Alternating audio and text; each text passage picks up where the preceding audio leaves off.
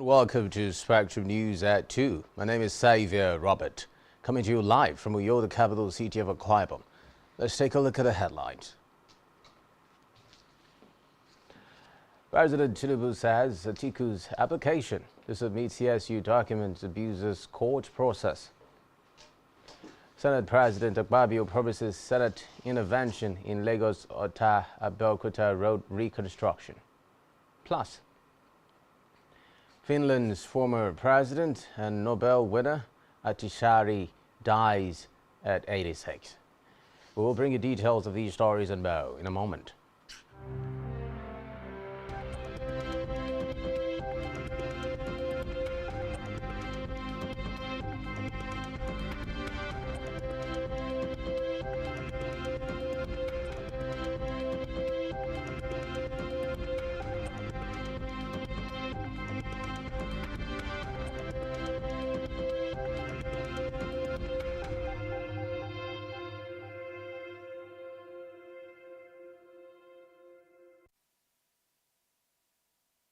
First in the news this afternoon is Nigeria's leader, President Bola Tinubu, who has urged the court to dismiss the application by the presidential candidate of the People's Democratic Party (PDP), Atiku Abubakar, seeking to submit documents from the Chicago State University. Recall that Atiku had approached a United States court for the Northern District of Illinois to compel the university to release Tinubu's academic records. The court ruled in his favor and handed him the president's credentials.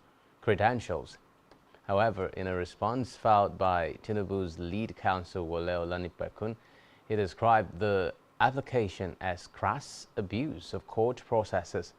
Tinubu argued that the apex court should not consider the application since such a matter was not brought before the tribunal within the prescribed time frame allowed by the Constitution. Meanwhile, President Tinubu has presided over his second Federal Executive Council (FEC) meeting and sworn in the 3 newly appointed ministers. The brief swearing-in ceremony took place at the Council Chamber Presidential Villa, Abuja, before the commencement of the FEC meeting, which is the second in Tinubu's administration. The ministers who were screened on October 4 were sworn in by President Tinubu. The ministers include Jamila Ibrahim, Kwara State, Balarabe Lawal, Kaduna State, and Ayodele Olawande, Ondo State, who will now join the 45 other ministers who were approved by the Red Chamber in August. Away from that, the authorities of the University of Ilorin says President Bola Tinubu, the institution's visitor, will on October 23 unveil some projects its administration recently completed. The university's Director of Corporate Affairs, Kunle Akogun, disclosed this in a statement highlighting the institution's combined 37th and 38th convocation ceremonies. Akogun stated that the ceremonies will begin on Friday with a special Jumat service, followed by an interdenominational church service on Sunday. The Unilorin spokesperson noted that Saturday would be the convocation date 2 for the conferment of degrees and honors on all the 2021-2022 final year students of 4-year and 5-year academic programs. In a separate development, the federal government has assured Nigerians that it will not trample on people's rights and press freedom in the fight against fake news and disinformation in the country. The Minister of Information and National Orientation, Muhammad Idris, stated this in an interview with newsmen in Abuja. Idris called on Nigerians to always promote the truth and nothing but the truth. The minister further explained that there are people who are using so many platforms to provide credible information, adding that such is desirable and should be emulated. From the Red Chambers now, where the Senate President, Senator Godswill Akpabio, and Governor Dapo Abiodun, who were reportedly held in traffic for 3 hours on the dilapidated Lagos-Ota-Abeokuta, have pledged the Senate support on completion of the road. Speaking at the program, Akpabio said traveling on the road, he experienced firsthand the hardship Nigerians using the road were being subjected to, and promised to give the necessary support to Ogun State to ensure the reconstruction of the road. Senator Pabi also used the occasion to advise youths in Yawaland and the state as a whole to stay off drugs and fraudulent activities, assuring them that their lives would be better if they stayed clean. Earlier in his remarks, Abiodun pleaded with the Senate to prevail on the federal government to transfer the reconstruction of the Lagos-Ota-Abeokuta road to the state because of its importance to the socio-economic development of the state. The governor said it took him 3 hours to drive from Abeokuta to Ilaro, noting that efforts made by the state to ensure the transfer of the road did not yield any positive results. In another development, the Federal Capital Territory FCT Command of the National Drug Law Enforcement Agency has seized 3,988.74 kilograms of assorted drugs with a monetary value of 80 million naira. The FCT commander of narcotics, Kabe Sakua, disclosed this in an interview with newsmen in Abuja. Sakua, however, said that 134 suspected drug traffickers, peddlers and abusers were also arrested in the same period. He named the assorted drugs to include cannabis sativa, cocaine, methamphetamine, tramadol, rohinponol, and diazepam. The commander noted that the major drug seized by the operatives of the NDLEA was cannabis sativa, adding that many suspects were prosecuted and convicted in the same period. On electoral matters, the Bielsa State Resident Electoral Commissioner Rek Obo Efanga has maintained that polling units results will be uploaded on the INEC result viewing portal IREV for the Bielsa, Kogi and Imo governorship polls, while the chairman of the Independent National Electoral Commission INEC, Mahmoud Yakubu, had reportedly said results will not be uploaded on the IREV. Efanga maintained that the electoral body will be deploying it for the off-season elections billed for November 11, 2023. According to him, the portal is ready and was used in the recent mock accreditation held ahead of the elections. He therefore expressed confidence that with the deployment of technology, the polls will be hitch-free. Back here, a Carbon State governor passed the military and other federal government agencies to identify with their home state to familiarize themselves with governance and development needs of the people. The governor, who stated this when he treated the Chief of Army Staff, Lieutenant General Tarid Lagbaja, and his entourage to a state banquet at Government House, Uyo, reiterated that his administration was open to participation by well-meaning indigents and would initiate a periodic convergence of such indigents for the purposes of uniting and moving the state forward. Pastor Moino also commended Major General Uwembasi for the initiative of undertaking an intervention to construct 3 new classroom blocks, renovate staff quarters, provide water and sanitation facilities in a rural school in the state, which were inaugurated by Lagbaja, describing them as lofty and in line with the intent of his administration's RISE agenda.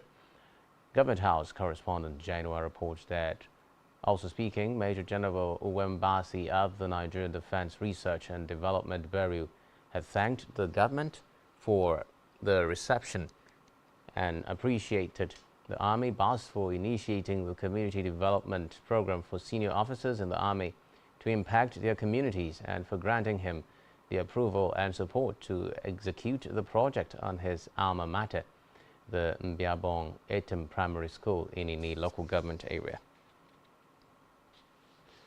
In the meantime, Governor Omoino has paid a post-election thank you visit to Uyo Senatorial District, where he appreciated the people for the overwhelming support he garnered during his electioneering campaign that culminated in his victory at the March 18, 2023 poll. Addressing the crowd of party supporters who converged in Ikwadekwere and Nsurubiam local government area, Governor No said his administration will deploy the RISE agenda model to take development to the hinterland of Uyo local government area by ensuring that it births a signature project as replicated in other senatorial districts of the state, while furthering on the Uyo Development Master Plan.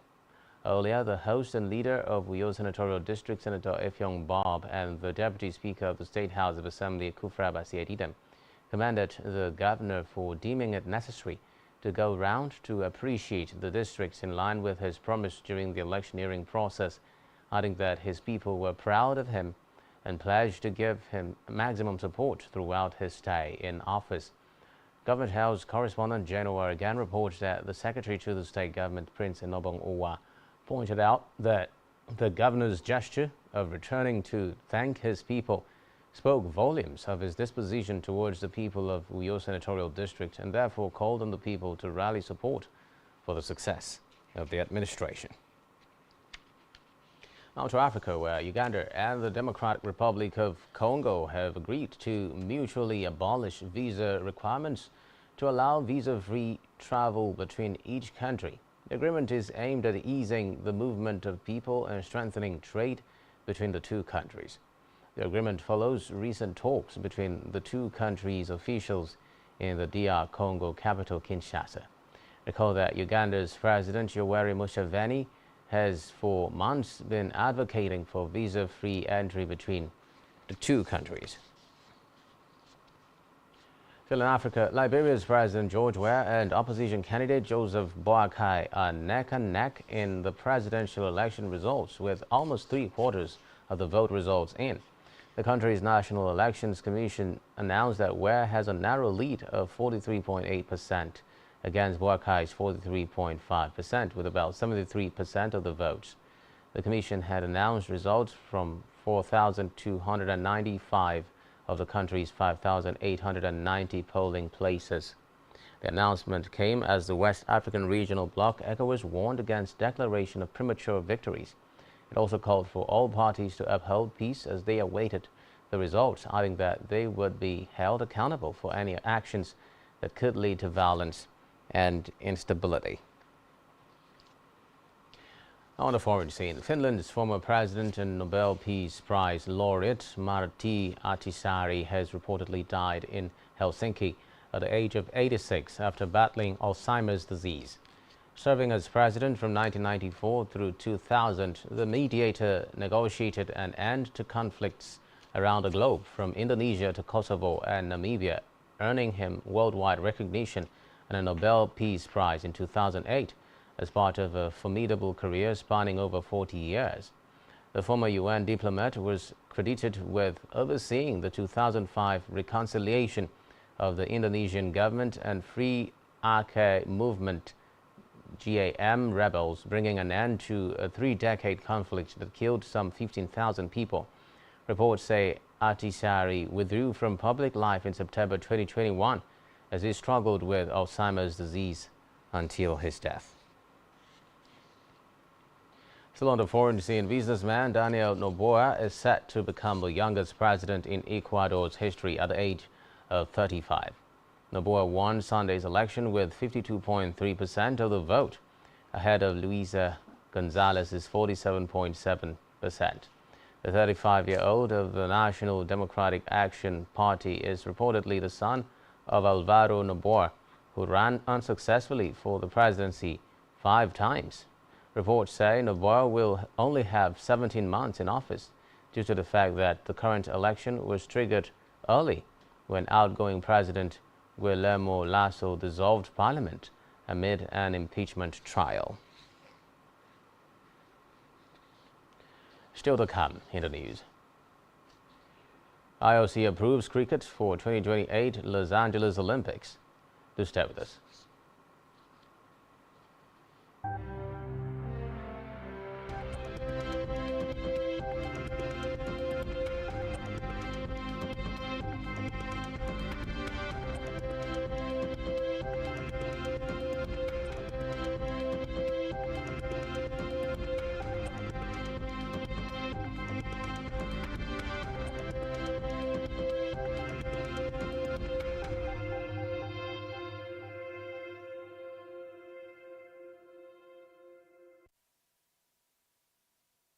Thanks for staying tuned. As we move on now to our business news, where the International Monetary Fund has said that Naira is currently under pressure and Nigeria is free to seek loans from the fund to stabilize the currency if it considers it a good option. The Washington-based lender, however, noted that recent exchange reforms and other steps taken by the Nigerian authorities were in order. It also expressed support for Layemi Cardoso-led Central Bank of Nigeria's last week's decision to halt the 8-year foreign exchange ban on cement, rice, poultry products and 40 other items. IMF said inflation in Nigeria was still high at 26% in August, while the naira continued to be under pressure. Still in business, the Institute of Capital Market Registrars has said that an effective utilization of Nigeria's capital market can help the nation regain its economic momentum. This was disclosed by the President and Chairman of Council of the Institute, Oluseyi Owotoro, in a statement issued in Lagos. He added that the inherent opportunities in the capital market to help the nation regain its economic momentum will take center stage at the ICMR's 2023 annual conference slated for November in Lagos. Now, in health, the Minister of Health and Social Welfare, Professor Ali Pate, says the federal government has made provisions for retired medical providers in non-administrative positions to be re-engaged on a contractual basis. He made the disclosure in Abuja while fielding questions from newsmen after his visit to the National Hospital, Abuja. According to him, the provisions is to close the human resource gap being experienced in the health sector owing to various reasons, among which is the brain drain of clinical manpower. The minister said the government would do everything possible to retain those who are willing to return to service. Still in health, public health physicians have called for sustained awareness of diphtheria and total vaccination of every child against the disease, especially those in the north, to forestall preventable loss of lives. They also called for the sensitization of parents and those at the grassroots on the importance of vaccination and implored parents to avail their children of the opportunity to get vaccinated to reduce the children's susceptibility and vulnerability to diphtheria. The calls came following the statement via the Executive Director, National Primary Health Care Development Agency, Dr. Faisal Shoaib, that over 80% of children who died of diphtheria or were admitted to hospitals never received routine childhood immunizations. Shoaib urged parents to ensure that their children are up to date with their vaccinations and appealed to caregivers to pay attention to personal and environmental hygiene. Now in sports, the International Olympic Committee (IOC) has approved cricket to feature as one of the 5 new sports at the 2028 Olympic Games in Los Angeles. A vote of the IOC's session in Mumbai approved cricket together with baseball, softball, flag football, squash and lacrosse. The IOC's executive board last week accepted a proposal by law organizers for 2020 cricket, the sport's shortest format, to be included along with the 4 other new events. The United States is set to field sides as the host nation, but no firm decision has been made on the number of teams or how they will qualify. Still in sports, Nigeria's men cricket team, the Yellow-Green, completed a clean sweep of the first West African trophy concluded at the Tafawa Balewa Square in Lagos by winning all their 10 matches at the event.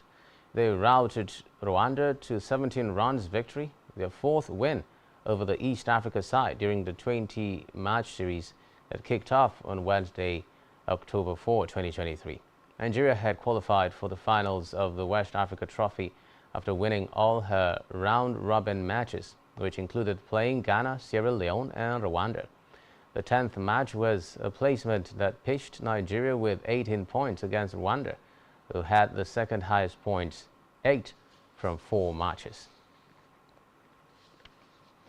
On entertainment news, Nigerian singer-songwriter Sadiq Onifade, popularly known as World, has released a new single titled Serafina ahead of his upcoming EP, Don't Get Used to This. Serafina sees the singer waxing poetic about an intoxicating new love over a whimsical, addictive rhythm co-produced by himself and Dries. Meanwhile, Don't Get Used to This showcases World's evolution as a singer, songwriter and producer. The EP is his inaugural release on the addictive content, a new imprint he created to shine a light on the future sounds and the next generation of African talents.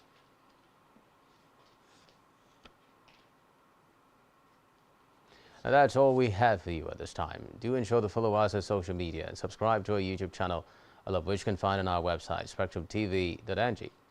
You have been watching Spectrum News at 2. My name is Xavier Robert. Do have a good day. Bye for now.